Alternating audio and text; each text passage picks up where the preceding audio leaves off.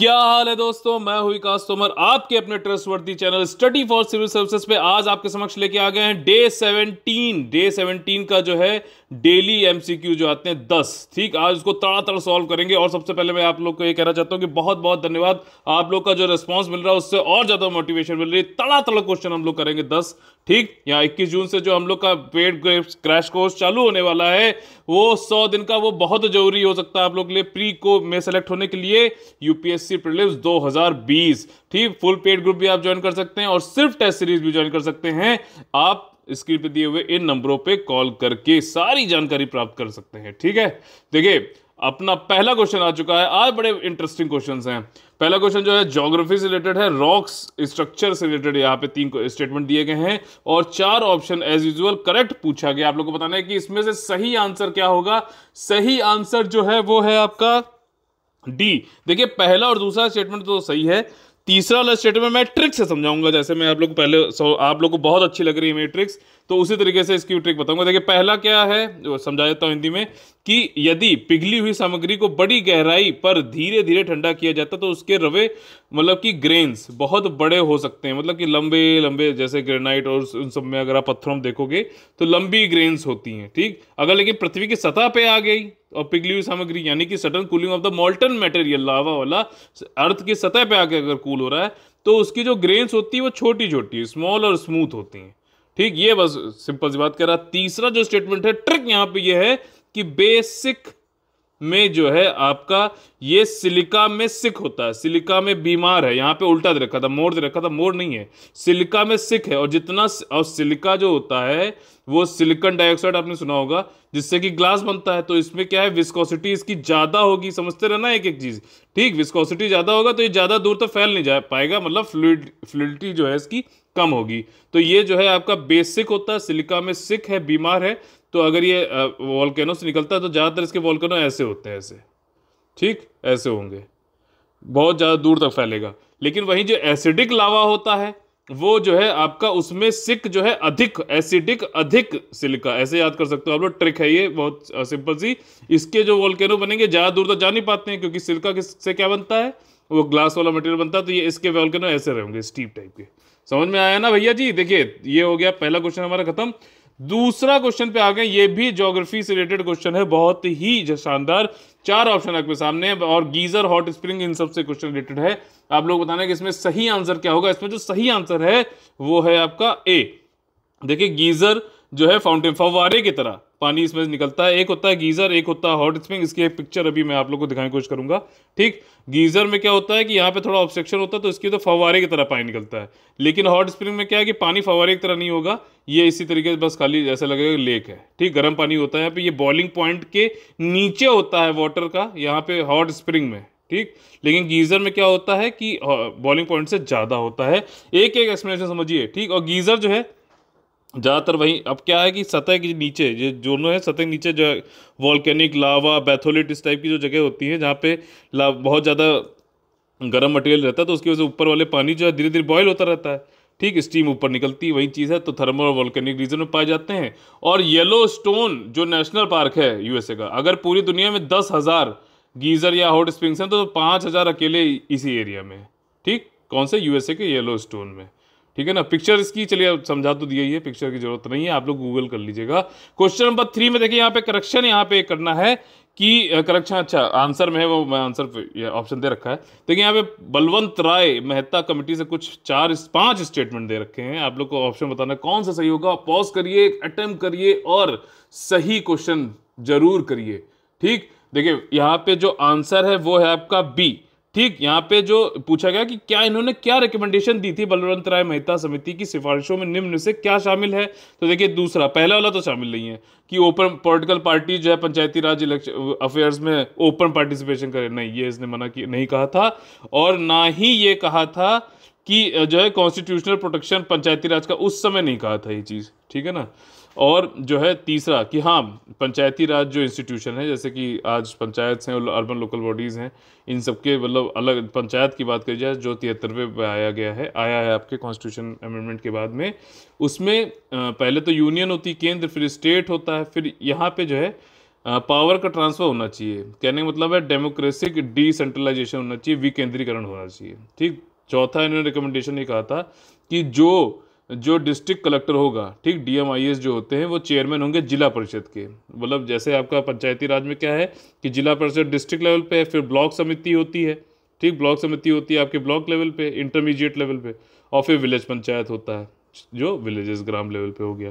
ठीक। तो यहाँ पे डिस्ट्रिक्ट कलेक्टर चेयरमैन होना चाहिए, पंचायत समिति एग्जीक्यूटिव बॉडी होनी चाहिए, ये भी इन्होंने बताया था, तो यहाँ पे बी ऑप्शन हो जाएगा। ठीक। यहाँ पे आंसर में ए लिख गया है गलती से, बी ऑप्शन होना चाहिए यहाँ पे। ठीक। अब यहाँ पे मेन ऑब्जेक्टिव जो है नेशनल डेवलपमेंट काउंसिल पूछा गया, 4 स्टेटमेंट दिए, बताइए कौन सा सही आंसर होगा इसमें। ठीक, बताइए।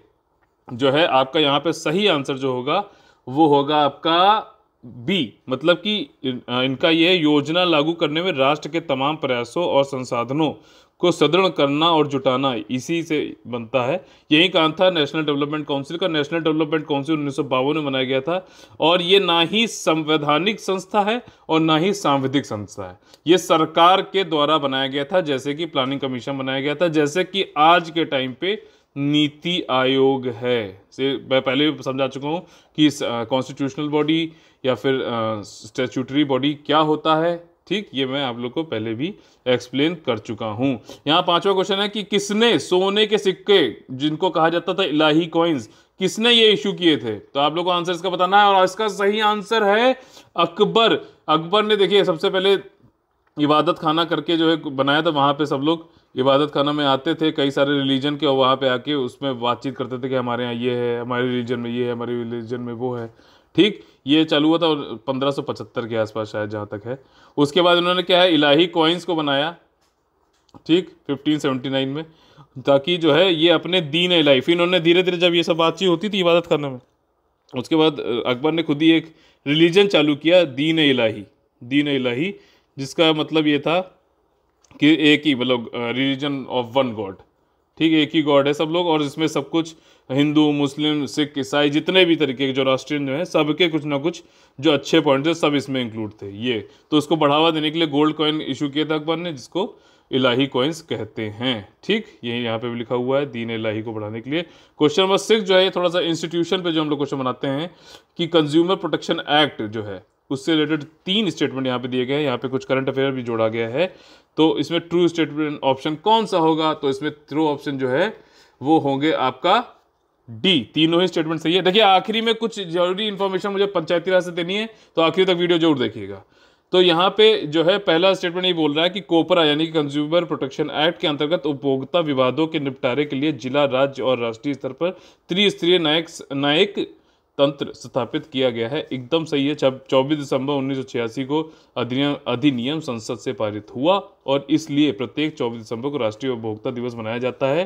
ठीक, याद हो रहा है ना, जैसे मैं बता रहा हूँ। इस अधिनियम के संशोधन किया गया 2019 में लाया गया, जिसके अनुसार केंद्रीय उपभोक्ता संरक्षण प्राधिकरण, ये नई संस्था बनाई गई है, सेंट्रल कंज्यूमर प्रोटेक्शन अथॉरिटी। अगर वहाँ पे पूछ ले कि ये स्टैट्यूटरी है कि मतलब ऐसे एग्जीक्यूटिव बॉडी, तो स्टैट्यूटरी बॉडी है, क्योंकि ये अमेंडमेंट लाया करके इस लॉ के अंतर्गत, कंज्यूमर प्रोटेक्शन एक्ट के अंतर्गत लाया गया है।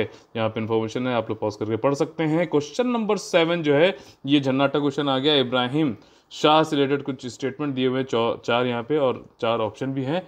आप लोग को बताना है कि कौन सा इसमें स्टेटमेंट, कौन सा ऑप्शन जो है सही होगा आपका। देखिए, सभी स्टेटमेंट यहाँ पे सही है। इब्राहिम शाह को ही सिराज हिंद का टाइटल दिया गया। शार्की स्टाइल, ये शार्की स्टाइल आप लोग आर्ट एंड आर्किटेक्चर में, आर्किटेक्चर स्टाइल है, ये जरूर पढ़ लेगा। जौनपुर के आसपास की अटाला मस्जिद इसी पे बना हुआ है ये, और इनके अंतर्गत इब्राहिम शाह जो ये 15वीं शताब्दी के अगर देखा जाए 1408 और इन सब में इस टाइम पे थे, तो विद्यापति ठाकुर जो है मैथिली के, उनको पैट्रोनेज दिया था इब्राहिम शाह ने। ठीक, इससे रिलेटेड कुछ यहाँ पे है, आपके इंफॉर्मेशन पॉज करके देख सकते हैं आप लोग। क्वेश्चन नंबर 8 यहाँ पे जो है मुझे करेक्शन कराना है। यहाँ पे डी ऑप्शन होगा 1 ओनली। ठीक, डी ऑप्शन होगा 1 ओनली, और आप लोग को ये अब पॉज करके देखना है कि कौन सा ऑप्शन यहाँ पे सही होगा। देखिए, ऑप्शन जो यहाँ पे सही होगा वो होगा 1 ओनली। ठीक, इसीलिए करेक्शन कराया है। यहाँ पे वेंकट 2 जो थे, ये आपके जो है अराविडू डायनेस्टी के थे और ग्रेटेस्ट रूलर थे। बस यही वाला स्टेटमेंट यहाँ पे सही है। विजयनगर एम्पायर का नाम सुना है ना? तेनाली रमन करके जो थे आपके जो है कृष्णा देव राया हालांकि जो है वो टलुवु करके जो है डायनेस्टी के थे। ये वेंकट टू जो है अराविडु डायनेस्टी के हैं। ये वाला स्टेटमेंट, पहला स्टेटमेंट सही है, दूसरा स्टेटमेंट गलत है। हेडक्वार्टर इनका चंद्रागिरी में था और ये ग्रेट फिलोसफर तथ्याचार्य इनके टाइम पे कोर्टियर नहीं थे, वो जो है बाद में आए थे। तथ्याचार्य आप लोग देख सकते हैं वो बाद में आया है, उनका जो टाइम पीरियड ही अलग है, क्योंकि वेंकटा का जो टाइम पीरियड है वो टाइम पीरियड है आपका 1586 से लेकर 1614, और जो तथ्याचार्य आए थे ये जो है बाद में आए हैं काफ़ी, तो ये हो ही नहीं सकते उनके टाइम पे। और चौथा स्टेटमेंट जो है ब्रिटिशर्स को ग्रांट किया था कोवर और परमिशन टू बिल्ड फोर्ट्रेस और इन मद्रास पट्टम, ठीक, जिसको बाद में जो है फोर्ट जॉर्ज भी कहा जाता है। अच्छा, कोलकाता में क्या नाम से फोर्ट बनाया था ब्रिटिशर्स ने, जरा उसका नाम बताइएगा आप लोग, फोर्ट क्या था बताइए। ठीक, तो ये जो किया था ये वेंकट 3 ने किया था, ना कि वेंकट 2 ने किया था। वेंकट 3 जो आए थे वो काफ़ी 1642 से लेकर, वो जो वेंकट 3 आए थे 1630 से लेकर 42 तक थे, और वेंकट सेकंड कब तक थे, 1614 तक, 1586 से। ठीक, तो यहाँ पे इंफॉर्मेशन है, आप लोग देख सकते हैं। क्वेश्चन नंबर 9 पे आ गए हैं। ये बिल्कुल रीसेंट करंट अफेयर का क्वेश्चन है आप लोग के लिए, इन्वायरमेंट से जोड़ते हैं, पॉलिटी और इन्वायरमेंट का मिक्स क्वेश्चन, यही यूपीएससी ऐसे ही पूछेगा। ठीक है, तो यहाँ पे 3 स्टेटमेंट दे रखे हैं, आप लोग को बताना कि करेक्ट कौन सा ऑप्शन होगा। यहाँ पे जो करेक्ट ऑप्शन है वो है डी, पहला स्टेटमेंट गलत है। सुप्रीम कोर्ट ने हाल ही में फरवरी 2020 में भारत में अफ्रीकी हाथी नहीं चीता को लाने की अनुमति दी है। चीता भारत में विलुप्त होने वाले एकमात्र बड़े मांसाहारी है। ठीक, ऐसा नहीं, बाकी भी कई सारे 3-4, जैसे पिंक डक जो है आपकी वो हो गई है इंडिया में, विलुप्त हो गई, एक्सटिंक्ट हो गई है, लेकिन ये ओनली लार्ज कार्निवोर अगर पूछा जाएगा तो चीता है। ठीक, और आपका नौरादेही, ये मध्य प्रदेश में जगह है नौरादेही, बहुत इंपॉर्टेंट है, इस पर यूपीएससी पहले भी क्वेश्चन पूछ चुका है, लेकिन जो जगह पहले हो रही थी वो अब नहीं है, अब नौरादेही हो गई है, इसलिए इंपॉर्टेंट हो जाता है question. Will be the host to the first batch of imported animals जो आएंगे। ठीक, तो इस तरीके से 9th क्वेश्चन भी हमारा खत्म होता है। और यहाँ पे आप लोग पढ़ सकते हैं नौरादेही जो है आपका ग्रेट इंडियन बस्टर्ड भी के लिए भी माना जाता है, और ये प्रे बनेगा ग्रेट इंडियन बस्टर्ड किसका, चीता का प्रे। जैसे ये क्वेश्चन है ये सब आपके प्रे होने चाहिए, शिकार होने चाहिए। जैसे ही आप लोग जो है इन क्वेश्चन को देखा करो, चीता की तरह इनके ऊपर टूट पड़ा करो। ठीक, तड़ातड़ क्वेश्चन आप लोग को सॉल्व करने चाहिए। ठीक, क्वेश्चन नंबर 10 जो है आपका बायोलॉजी साइंस से रिलेटेड क्वेश्चन पूछा गया है, करेक्ट आंसर आप लोग को बताना, और 4 ऑप्शन आपके स्क्रीन पर सामने दिए गए हैं। बताइए आप लोग का सही आंसर क्या है, मतलब आप लोग को कौन सा आंसर सही लग रहा है इसमें से। देखिए, जो सही आंसर है वो है सी, तीसरा स्टेटमेंट सही है, लेकिन पहले 2 स्टेटमेंट इसलिए गलत हैं क्योंकि प्रोकायरोटिक जो डेफिनेशन है वो ये है, और यूकारियोटिक जो सेल्स हैं उनकी डेफिनेशन यहाँ पे है। जो प्रोकायरोटिक जो होते हैं सेल्स होते हैं उनमें क्या होता है कि न्यूक्लियस मटेरियल होता है लेकिन न्यूक्लियर मेम्ब्रेन नहीं होता है, और वहीं यूकारियोटिक जो सेल्स होते हैं उसमें सेल्स के वेल ऑर्गेनाइज्ड न्यूक्लियस भी होते हैं और न्यूक्लियर मेम्ब्रेन दोनों होते हैं। तो यूकारियोटिक अगर पूछा जाए तो उसमें न्यूक्लियस भी है और न्यूक्लियर मेम्ब्रेन भी है, न्यूक्लियर मेम्ब्रेन भी है यूकारियोटिक में। लेकिन प्रोकायरोटिक में क्या है, न्यूक्लियस मटेरियल तो है लेकिन न्यूक्लियर मेम्ब्रेन नहीं है। ठीक, बैक्टीरिया और ब्लू ग्रीन एल्गी प्रोकैरियोटिक होते हैं, यही 2 होते हैं, बाकी सारे जितने भी होते हैं वो सब कौन होते हैं, यूकैरियोटिक होते हैं। यही चीज़ यहाँ पे एक्सप्लेनेशन में दी गई है, आप लोग पढ़ लीजिएगा। इस तरीके से हमारे जो है यहाँ पे खत्म होते हैं आज के 10 क्वेश्चन। आपको जो है पंचायती राज से मैंने आपसे कहा था कुछ बताना चाहता हूँ। पंचायती राज की पहली जो कमेटी कौन थी जिसने रिकमेंड किया था, वो थी बलवंत राय मेहता, फिर अशोक मेहता, फिर उसके बाद GVK राव मेहता, फिर उसके बाद LM सिंघवी 1986 में आए। ठीक, और उसके बाद थुंगुन, ये लोगों ने ज़्यादातर ने नहीं सुना हुआ, थुनगोन करके भी जो है 1988 में आपके आई थी कमेटी, जिसने पंचायती राज इंस्टीट्यूशन से रिलेटेड कुछ वो दिए थे रिकमेंडेशन। और 73वां जो हमारा संशोधन संविधान में किया गया 24 अप्रैल 1993 को ये लागू हो गया था, इसीलिए 24 अप्रैल को हम लोग पंचायती राज डे बनाते हैं। ये मैंने इसलिए जानकारी दी क्योंकि पंचायत अलग से यूपीएससी के सिलेबस में दे रखा है, बहुत ज़्यादा इसलिए इंपॉर्टेंट हो जाता है। आप लोगों को कमेंट करके आंसर बताना है कि संथानम कमेटी जो है उसने कौन से इंस्टीट्यूट्स को बनाने की रिकमेंडेशन दी थी। अगर आप लोग को हमारा पेड ग्रुप ज्वाइन करना है, 21 जून से चालू होने वाला 100 दिन का बहुत ही ज़्यादा इंपॉर्टेंट